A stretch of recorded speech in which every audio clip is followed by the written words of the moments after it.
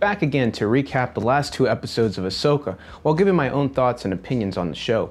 It's been a mixed show at this point, with some slowdowns here and there. However, the pace has picked up now and the stakes are rising towards the finale of the show. Can the heroes stop Thrawn from jumping into hyperspace and returning to the home galaxy? Or will Ahsoka, Sabine, Hera, Huyang, and a returning Ezra Bridger fall short on stopping the calculating warlord? Hera is back on Coruscant for politics. Senator Ziano doesn't grasp Thrawn's danger despite living through wars. The Empire has loyal spies everywhere, and Thrawn is their feared leader and inspires respect, even surpassing one Moff Gideon. Mon Mothma's hesitation to believe in Thrawn's return is also worrisome. Hera is a trusted leader who wouldn't risk the New Republic for personal reasons, just based on what we've seen from her in Rebels and in this show already. It just felt so off that Hera was so singled out for her concern of Thrawn. I understand the plot point with war wariness, but you have to show it better. Maybe we could have had a scene with actual interactions with normal people in Coruscant or on the planet, on the capital planet of the New Republic. The New Republic fleet even met Purgles, saw the Dark Jedi free Morgan Elsbeth. Carson Teva's squad even witnessed seeing the jump into deep hyperspace. Morgan's determined quest for her master show that these events aren't coincidences, they're all connected. Leaving these empty implications might result in plot holes in future movies and Star Wars stories. Now, I think that the story with Mon Mothma and the other senators, I think you can probably do a little bit more with those characters in another show, leading to an actual conflict and something that will lead to people taking arms. And while Carrie Fisher has sadly passed away, Anthony Daniels returns as C-3PO, and he delivers Leia's message. Leia Organa intervened to quote-unquote sign off on the secret task force mission that Hera was on. I was left disappointed in the show just based on how they handled Hera's return out of the many returning Star Wars Rebels character.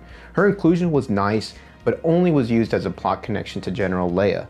Organa's influences is important within the New Republic, but I felt like Hera could have had a more fulfilling showcase. Maybe Filoni's leaving Mary Elizabeth Winstead's character on the bench before a theatrical film.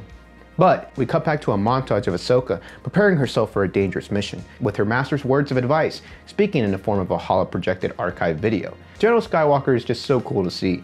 Anakin thrives in that soldier mentality out in battle, but he also passes some of that fight-or-flight mentality to his young apprentice. I say bring more Hayden Christensen and start the apology tour. Him and Ahsoka together in the World Between Worlds really paid off in reviving the older and more adventurous side of Ahsoka from the old days. I think it was just genius to use Anakin Skywalker to kind of retell her story and retell her origin and kind of remind fans or tell fans for the first time what kind of Jedi that Ahsoka is. Ahsoka and company arrive in Peridia's orbit as Thrawn puts out traps for her and the other Purgles. The heroes are forced to fly through thousands of mines in space while the space whales get out of dodge. Thrawn is relentless in his pursuit and doesn't discount Anakin's former apprentice and her Jedi tricks. Ahsoka tracks down the Ren using the Force and joins them on the planet's surface. Baylan Skoll is a unique character portrayed brilliantly by Ray Stevenson. Nothing but honors and respect to Stevenson's work in this show. Always conflicted and caught in the middle, Force-sensitive wise. He's only knew war and conflict since the end of the Clone Wars and is clearly left conflicted at both the light and the dark. He doesn't enjoy hurting others, but he's resolute in pursuing an important, albeit somewhat mysterious, objective. Shin Hati, played by Ivana Sakno, felt odd and oftentimes stood around looking a bit confused. I wish we got more of her backstory and how she actually found Baylan Skoll. I would have loved a flashback scene between the two characters. Baylan told Shin that they would go on separate ways, and this genuinely shocked her. Shin understands along with everyone else that the mission was to hunt down Sabine once she tracked down Ezra Bridger. But Baylan tells her that his mission leads him on a different path moving forward. She also has backup and goes into the village to fight off the heroes. Hati is ill-prepared and is overwhelmed with the others to use the Force. A battle ensues between her and some raiders on opposite sides of Sabine and Ezra. Ahsoka encounters Baylan face to face again. The two had a duel a couple episodes back, and this was a big improvement. The sequence was better, but the fight was short in my eyes. Baylan flees the fight, also realizing that he is outmatched in this round. The trio of Ezra Bridger, Ahsoka Tano, and Sabine Wren reunite, and it's awesome to genuinely see them together. I was a big fan of the Rebels show from back in the day, and even during its earlier growing pain days. I think that the three characters have morphed well into live action. Eman Esfandi is solid in the role of a wiser but still playful Jedi. Sabine Wren and her strong-willed drive was the main drive of the show's plot, to be honest. Natasha Bordizzo has grown on me, each week adding more depth to the rebellious Mandalorian warrior turned Jedi Padawan.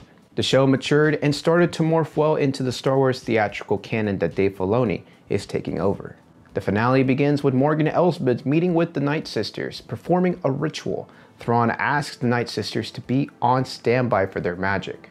Morgan Elsbeth is rewarded by the Great Mothers with the gift of the Shadows. She becomes a Nightsister and is gifted the blade of Talzin. The heroes are aboard Ahsoka's ship as Bridger is building a new lightsaber. Huyang is critical of the methods that Ezra uses, but stands back to watch. The lightsaber works, and Bridger shows off Sabine before asking about Sabine and Ahsoka's relationship. Sabine disappears, and Huyang explains what happened in Mandalore after the war. Ahsoka and Sabine are both strong-willed, and so their master-apprentice dynamic is kind of complicated, very much mirroring the likes that we saw from Kanan Jarrus and Ezra Bridger in the Star Wars Rebels TV show. Those two had their growing pains and obviously butted heads a lot of the times, but ultimately came together and understood each other and had an amazing relationship as apprentice and master. And speaking of master, outside, Sabine finds Ahsoka meditating and looking over the planet's surface. Ahsoka tells Sabine that she's not mad because she made her own difficult choices over the years. She tells her that Anakin always stood by her, and that's why she will stand by Sabine. Thrawn has his TIE fighters attack and ambush the heroes from above. They critically damage Ahsoka's ship, and it nearly falls to the surface. Ahsoka and Bridger have to hold up the ship before Sabine and Huyang can revive the engines and blast through the fighters. The ship crashes, but Huyang and Sabine are alive. Huyang stays behind with the Noti to fix the ship, and Ahsoka, Sabine, and Ezra make their way to the Chimera, which is docked on the Eye of Sion. Enoch notifies Thrawn that the ship has been destroyed by the TIE fighters. To avoid Ahsoka getting onto his ship, the Admiral launches a ground assault, raining fire from above. Morgan leads a volunteer team of night troopers into battle, swearing devotion to Thrawn. He underscores that their loyalty is to the Empire, not to him. The heroes track down the Eye of Sion later on. After speaking with Huyang, he encourages the Jedi not to wait for him as they approach the Citadel. They beat the night troopers initially once entering. The troops are later resurrected as zombies by dark magic of the Nightsisters. The heroes defeat the undead and drive them away, however. Thrawn requests more time from Morgan, and she grants him that time, but not devoting it to the Empire. Rather, she sacrifices herself to Dathomir, the home world of the Nightsisters. Ahsoka and Morgan square off again, while Sabine and Ezra face off against undead troopers. Sabine grabs her fallen lightsaber in a tight spot, using the Force. She saves Ezra and defeats the night troopers together. Ahsoka and Morgan face off before the night troopers arrive to intervene, and they all fight towards the top of the fortress. Sabine, confident in her abilities, force pushes Ezra aboard the ship. Ahsoka and Sabine stay on ground and battle Morgan before she breaks one of Ahsoka's lightsabers. Morgan is defeated as the Nightsisters feel her spirit falling in battle. Thrawn attacks the fortress, aiming to destroy the heroes for good. Huyang saves them, and they all pursue the Eye of Sion in the sky. Ezra is on board and starts strategizing his journey home. But once both ships leave the atmosphere, Thrawn contacts his Ahsoka ship, citing Anakin's teaching for his victory. With a final declaration of long live the Empire, he jumps into hyperspace and damages Ahsoka's ship. Ezra, however, remains on Thrawn's ship. Ahsoka, Sabine, and Huyang return to the Noti, greeted very warmly. Shin Hati also arrives with her lightsaber, joining a separate group of raiders. Baylan Skoll discovers the statues representing the gods of Mortis, signifying the balance of the Force. The Eye of Sion heads towards Dathomir. In a New Republic, an Imperial shuttle arrives. Hera Syndulla awaits along with troopers and is surprised to see Ezra, her long-lost crewmate, under the Stormtrooper helmet. Very classic Ezra Bridger, just to be honest. I mean, the guy just sees a Stormtrooper and it's like, all right, let me dress up as a Stormtrooper. He looks for any opportunity to dress as a Stormtrooper, and I love it. Ahsoka praises Sabine for bringing Ezra home, and Sabine senses something but dismisses it. The show concludes with Anakin's Force ghost watching over Ahsoka and bring her journey to a close. First off, it's wild to see Anakin Skywalker appear in ghost form, and it was a treat to have Christensen be so involved in the show. It makes a huge difference in telling a more full story around the character of Ahsoka. Her journey and rediscovery and redemption was reflected well in the scenes with Anakin. I like the dynamics overall between her and Huyang as well. Huyang is very conflicted between his programmed traditional views of the Force and are reflected well against Ahsoka's free thought principles. Seeing her contrast with Anakin Skywalker's devoted soldier mentality was also very cool. It was also really unique to see a show follow up on some continuity. Thrawn isn't surprised at what kind of Jedi he was dealing with. While he didn't know Ahsoka, he knew her master. And I liked how the show put Anakin more in a counselor and mentor figure. We never ever saw this in the prequels, and I absolutely hated it. We only got whiny, teenaged version of Anakin Skywalker and a whiny, love-obsessed Anakin in the third film. Dave Filoni is the man to thank for the renewed vision of Anakin Skywalker in the eyes of the viewer. The dialogue was awful in the prequels, minus part of that third film. Lucas had issues focusing his vision and clearly grounding his characters. Filoni stepped in during the Clone Wars show and molded it into a very well-established narrative. That wasn't the only successful show that he molded within the Star Wars lore, however. The Star Wars Rebels conclusion was awesome, and while the show felt more like a season 5 for those characters, it was still important to see them get integrated into the live-action Star Wars universe. Sabine Wren was a good addition to the show, but it took some time for me to really connect with their character.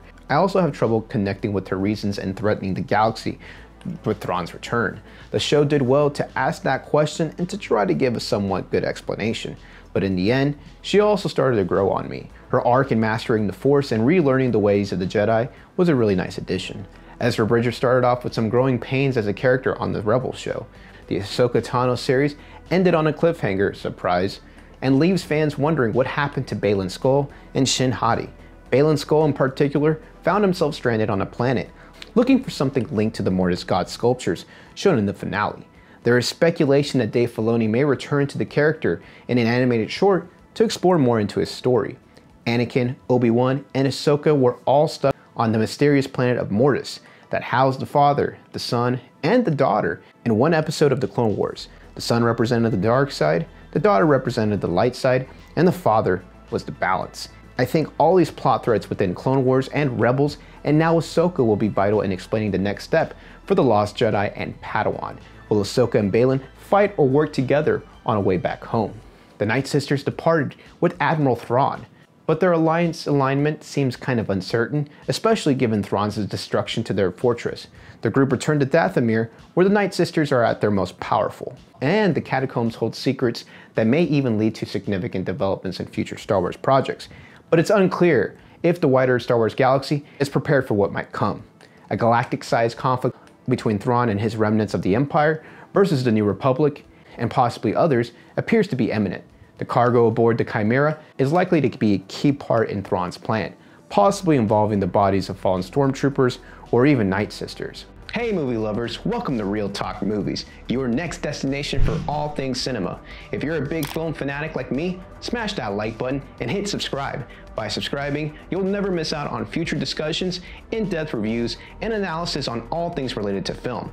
Now, back to the video. Ahsoka's episode 8 proved bittersweet, as it didn't resolve as much as I wanted to see, but it set the stage for future movies and for future shows directed by Dave Filoni. There are numerous exciting connections leading to something larger. The show's plot arc and its 8-episode season served its purpose well in my eyes. Notably, the most engaging parts often involved Thrawn and Ezra, similar to how Din Djarin and Grogu's arcs were my favorite parts and the biggest connections in Boba Fett's first season. I think the same goes for this and the Rebels characters being included in Ahsoka's first season. Ahsoka effectively showcased the best aspect of her character, and Rosario Dawson deserves praise for without effort blending into the role while maintaining a serious presence. Although the duel scenes were genuinely executed well, the first fight between Ahsoka and Baylan was the only exception. The show's pace was probably the weakest point. There were moments of the show where the plot could have moved a little bit quicker, and I think that the scenes, especially with Ahsoka and Sabine, we kind of hung around with those scenes a little too long, and I think we could have used a little bit more scenes of Ahsoka actually training and actually showcasing more of her abilities. And I honestly think that there's going to be a big problem that people that aren't acquainted with the Rebels or Star Wars might initially struggle to connect with the show. But once Thrawn and Ezra show up, the show picks up as well. And having Hayden Christensen's redemption tour continue in the middle of the show is a welcome surprise. The Force Ghost angle is interesting, and I'm very interested to hear your thoughts on that. It also kind of ties a little bit with the Return of the Jedi digital edit that we saw nearly 20 years ago. That bothered fans a little bit, and I understand why it did, and there will also need to be a plot explanation, and this could be Dave Filoni's attempt to do so, or at least the start of it. Why does Obi-Wan have to look old in the ghost form versus Anakin? I'm excited either way to see where this plot points specifically moving forward in the future. My final rating for the show is 7.8 out of 10. Not perfect, but close to finding that almost classic Star Wars tone. I look forward to seeing more of Ahsoka in the future. The best part of this show was the writing, and I think that the dialogue, especially between Ahsoka and Anakin, was really top notch, and I think we're doing something very unique within this show, and I just want to see more of it. Ahsoka's going to need help escaping alongside Sabine, but Ezra Bridger and the New Republic will also need their help to defeat Thrawn. But what did you think of the finale of Ahsoka Season 1? Did the season finale and show deliver on your expectations? And are you excited to see all of these characters show up in a future film directed by Dave Filoni? Share all those thoughts down below. Thank you for watching today's video, and I hope that you enjoyed today's topic. If you could hit that sub button, that would be awesome. Hit that like button and boost my video up on the algorithm. Click that bell so you don't miss any of my videos that get uploaded. And if you have some time to spare, check out some of these videos on your screen right now.